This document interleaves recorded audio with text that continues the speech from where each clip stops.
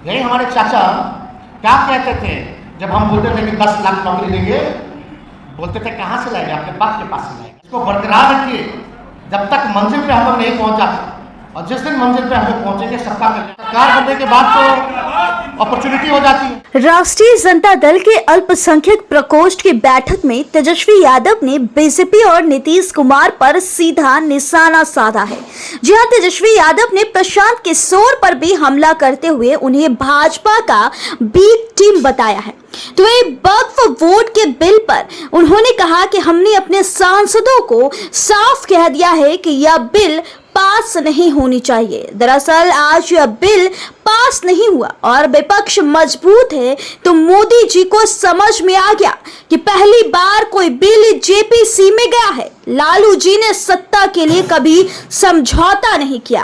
आप भी देखिए इस पूरी वीडियो में आज तेजस्वी यादव अपने बयान में क्या कुछ पत्रकारों को साझा करते हुए कह रहे हैं। प्रकोष्ठ के राज्य के प्रदेश अध्यक्ष अनवर साहब को धन्यवाद देते हैं कि उन्होंने हमको न्योता दिया, आमंत्रित किया और ये बैठक जो है ऑर्गेनाइज की। इस बैठक में हम लोगों की कोशिश है अल्पसंख्यक प्रकोष्ठ के माध्यम से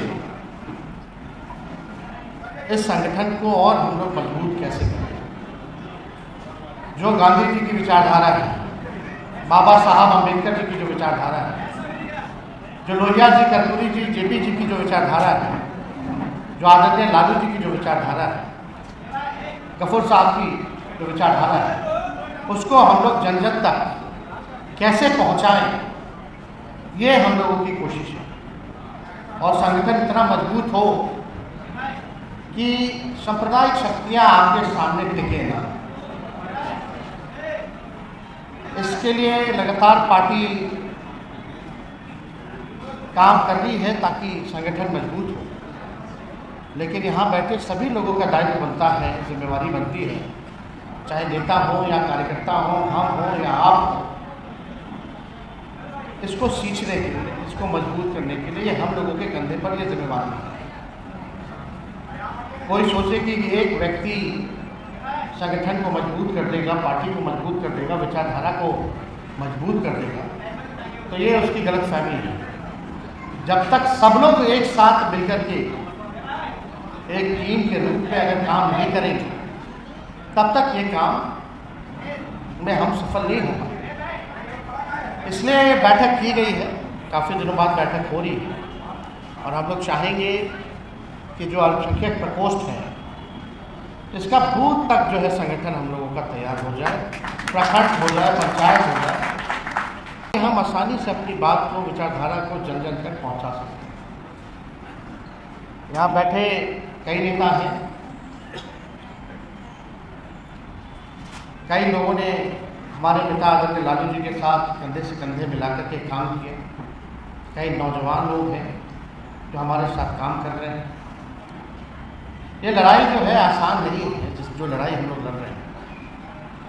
इस लड़ाई में सब लोगों का सहयोग चाहिए और एकता होनी चाहिए। जब सब लोगों का सहयोग मिलेगा, सब लोग एक रहेंगे, तो कोई माई का लाल नहीं आपको हरा सकता है। आप फतेह जरूर कीजिए, जीतिएगा जरूर। आदरणीय लालू जी राष्ट्र अध्यक्ष जब बिहार के मुख्यमंत्री बने, ठीक 1-2 साल के भीतर ही पूरे देश में भारी संकट आया। अब वो संकट आप सब लोग, मंडल के खिलाफ कमंडल की यात्रा चालू की गई और पूरे देश में अशांति का, भय का, नफरत का, हिंसा का माहौल बनाया गया।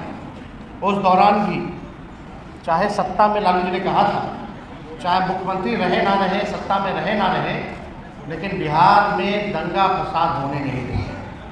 और उस दौरान आडवाणी जी को जब रथ यात्रा थी तो गिरफ्तार।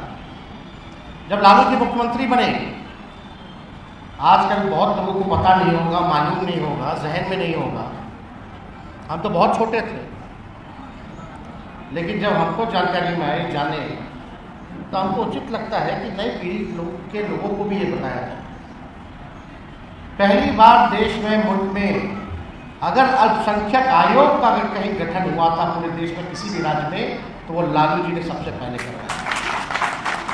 सिर्फ आयोग ही नहीं, अल्पसंख्यक कल्याण मंत्रालय सबसे पहली बार बिहार में बनाई गई थी, लालू जी के नेतृत्व में बनाई गई थी। तब पूरे देश भर में, केंद्र में इस चीज़ को लागू किया गया। गलती हो या कहीं भी दंगा फसाद हो जाता था तो डीएम बाद में पहुंचते थे, यहाँ से हेलीकॉप्टर लेकर के उस जगह मुख्यमंत्री पहुंच जाया करते थे और माहौल को अपने हाथ में लेते थे, कंट्रोल। तो ये दौर भी लोगों ने देखा है, जो पूर्व में हमारे पिता के साथ जो लोग रहे हैं, जो अभी भी हैं, वो इस चीज़ को जानते हैं कि क्या माहौल है। अब 2014 से आप देखिएगा, जब से एनडीए की सरकार बनी है, तब से लगातार देश में नफरत फैलाया जा रहा है, खास तौर पे मुसलमानों के प्रति, ईसाइयों के प्रति, सिखों के प्रति नफरत फैलाया जाता है। किसान अगर आंदोलन करते हैं तो उनको खालिस्तानी बोल दिया जाता है। जो पंजाब के लोग, ये खालिस्तानी।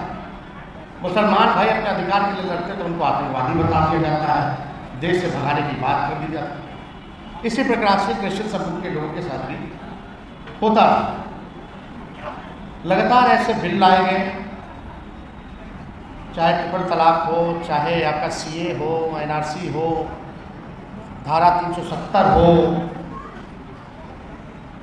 यूनिफॉर्म सिविल कोड की बात की जा रही थी, या आपका आप देखिएगा अभी जो माहौल जो बना हुआ है, वक्फ बोर्ड को ख़त्म करने की, आप लोगों के ज़मीन को समाप्त करने की लिए एक बिल लाया गया। तो लगातार पढ़ाई, दवाई, कमाई, सिंचाई पे बात नहीं हो रही है। ये जो एनडीए की सरकार है, केवल नफरत वाले जो बिल हैं, जो गैर संवैधानिक जो बिल हैं, वो लाने का काम करती है। लेकिन हमारे दल ने, चाहे कोई भी परिस्थिति रही हो, कोई भी हमारे दल की संख्या रही हो, हम लोगों ने अपने विचारधारा से समझौता नहीं किया। इन सारे गैर संवैधानिक बिलों का हम लोगों ने विरोध किया।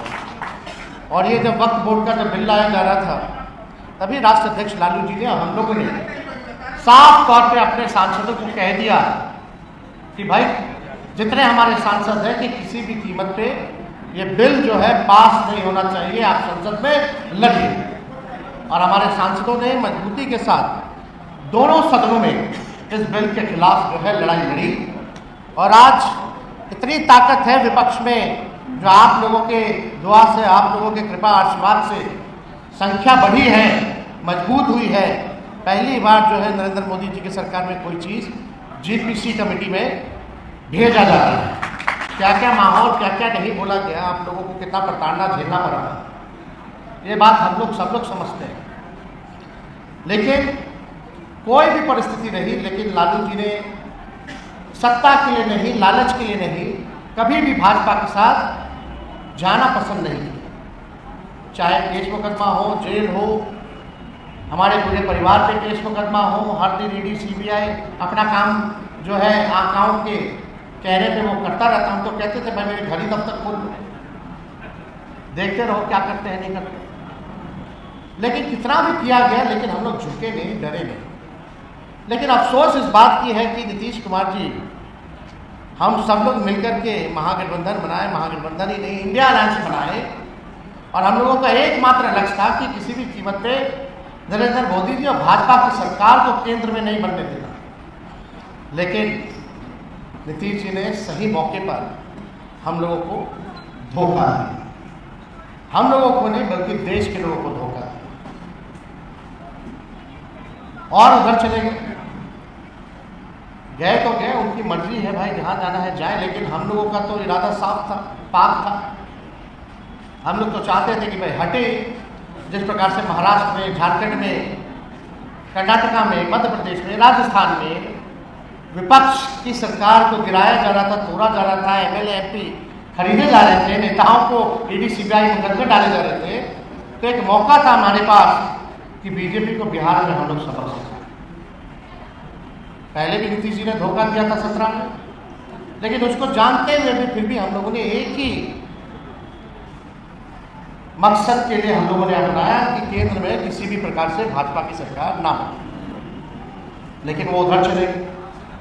जब तक राष्ट्रीय जनता दल की सरकार रही 2004-5 तक, तब तक भाजपा सबसे कमजोर था बिहार में, आरएसएस सबसे ज्यादा कमजोर था। जब से नीतीश कुमार मुख्यमंत्री बने, भाजपा मजबूत हुई और आरएसएस मजबूत हुई।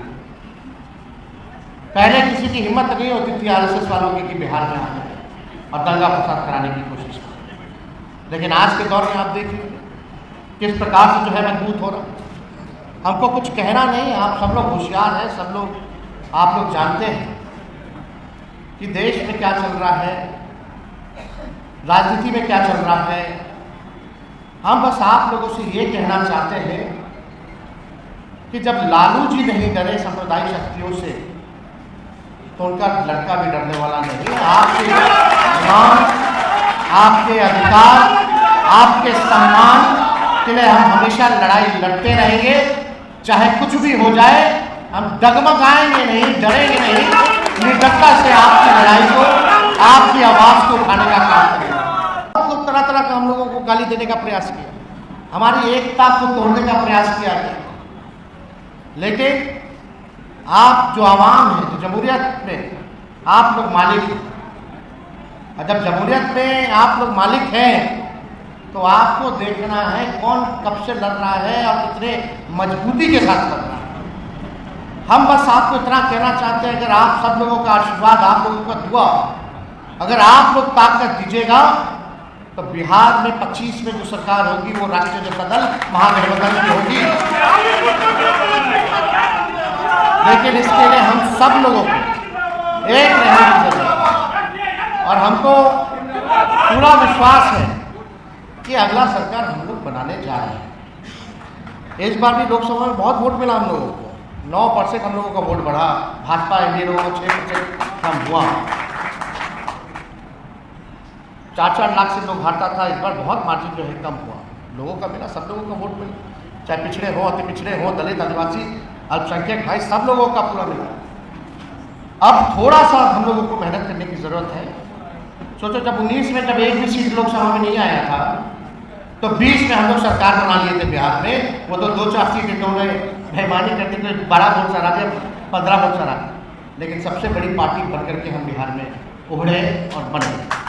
4 लोग सीटें हमारे, तो 4 गुना सीटें जो है बढ़ेगी हम लोग विधानसभा में, और हम लोग काम करेंगे।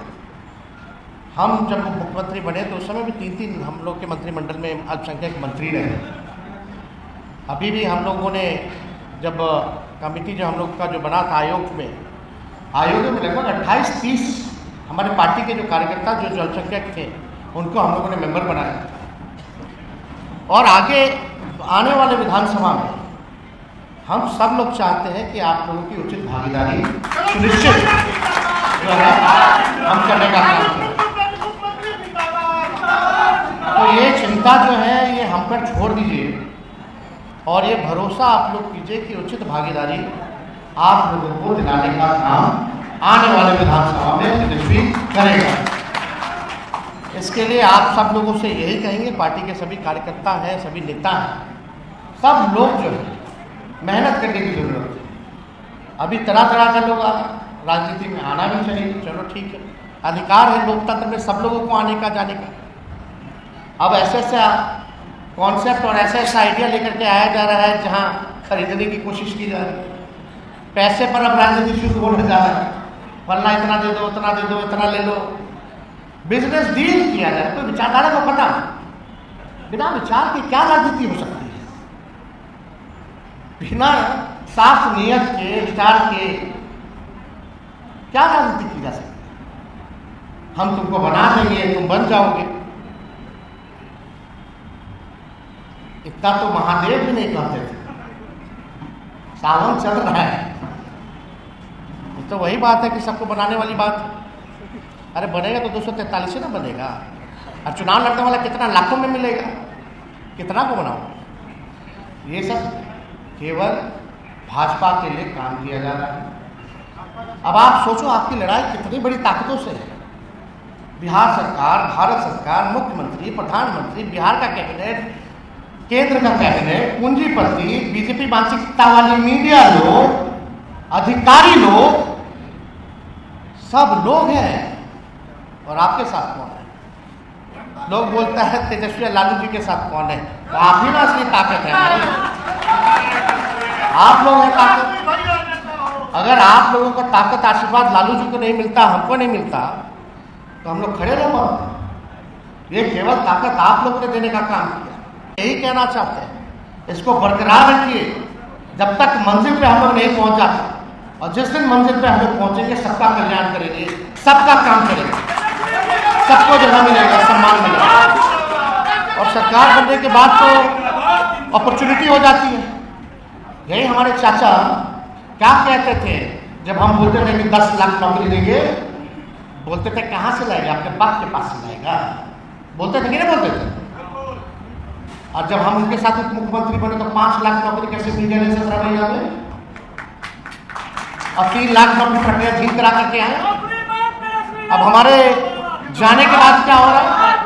पेपर लीक हो जाता है, नीट का पेपर लीक हो रहा है, शिक्षक बहाली का पेपर लीक हो जा रहा है, नौजवान भाइयों के साथ खिलवाड़ किया जा रहा है। हमने कहा था मानदेय को बढ़ाएंगे, मानदेय को हम लोगों ने बढ़ाया। स्वयं सहायता समूह के हम लोगों ने कहा था आरक्षण को बढ़ाएंगे, 75% आरक्षण कराया। हम लोगों ने कहा था जातीय आधारित गणना कराएंगे, उसकी गणना हम लोगों ने कराई। सारे काम जो हम लोगों ने कहा उसको हम लोगों ने किया 17 महीने में मात्र। और एनडीए की सरकार 17 साल, बताओ कौन सा ऐसा काम किया?